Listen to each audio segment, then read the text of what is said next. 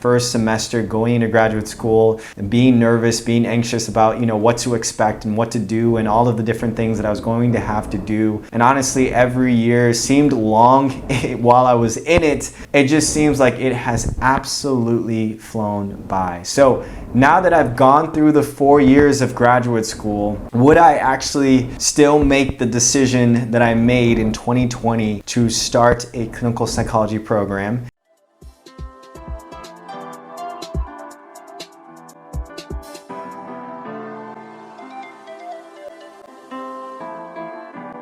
What is up, fam? Welcome back to the channel. My name is Phil Sarpon. This is Phil's Guide to PsyD. This channel is dedicated to all things psychology, wellness, and graduate school. Today, we have a very interesting question that I've been asked by one of you all, and that is the question on whether or not, if I could go back in time, if I would do it all over again in choosing clinical psychology as a career path. And really good question, really deep question. I've actually had to think about it a lot, and I'm ready to tell you my answer. Now, before we get into that, if you have not already, please subscribe to the channel. You can hit the bell for notifications to get future notifications on future videos that we will do. Now, before answering this question, I think it's really important to state that the 4 years of graduate school that I have gone through has gone by relatively fast. I remember my first semester going into graduate school and being nervous, being anxious about, what to expect and what to do and all of the different things that I was going to have to do. And honestly, every year seemed long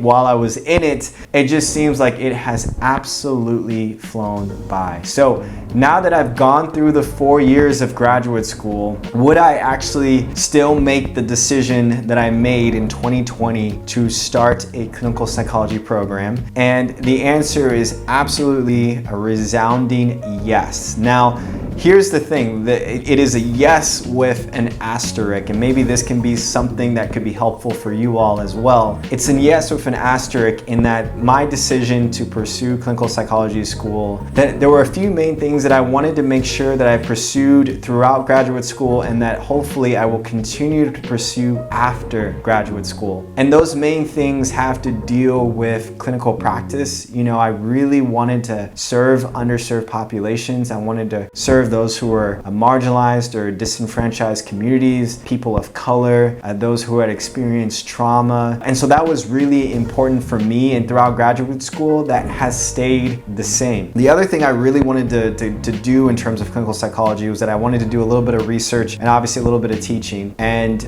being a research assistant and being a teaching assistant has given me those opportunities that have verified to me that I still want to continue to do those things even after I graduate. The third thing that I really wanted to pursue in terms of clinical psychology was I wanted to pursue the vast array of different things that a clinical psychologist could do. Honestly, every day can look different for a clinical psychologist, whether it's seeing different types of patients, whether it is maybe doing some research or some teaching or some consulting, or maybe it is doing some supervision in terms of supervising other students, or maybe it's doing some testing and assessments, some psychodiagnostic testing or neuropsychology testing. And so I wanted that broad array, variety in terms of what psychologists could do in terms of their career. And I've been able to do some of those things while being in graduate school, and I'm still excited to do a lot more of those different things even after graduate school. So looking back, I would definitely make the same decision that I made in 2020 to go into graduate school. But again, with an asterisk in that the decision for me to go into graduate school, a lot of those reasons haven't changed. They have been in many ways my compass point in terms of guiding me throughout graduate school, helping me to stay motivated when I was not motivated, and giving me an idea of what my future could look like even after graduate school.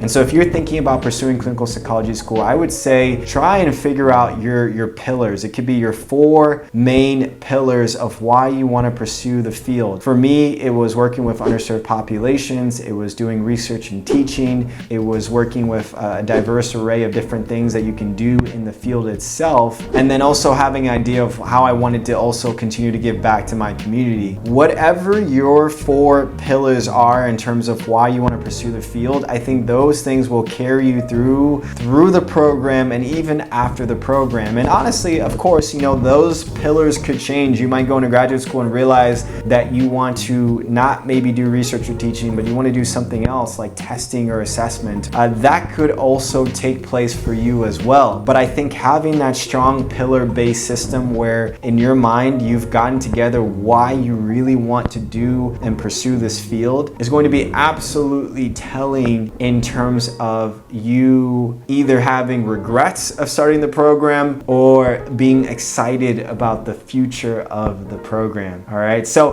hopefully that could be helpful for any students that's either trying to figure out whether or not to start graduate school, or any students that are in graduate school right now. If you have any questions, definitely put it down in the comment section below. If you have not already, like I said, subscribe to the channel, and I will see you all in the next video.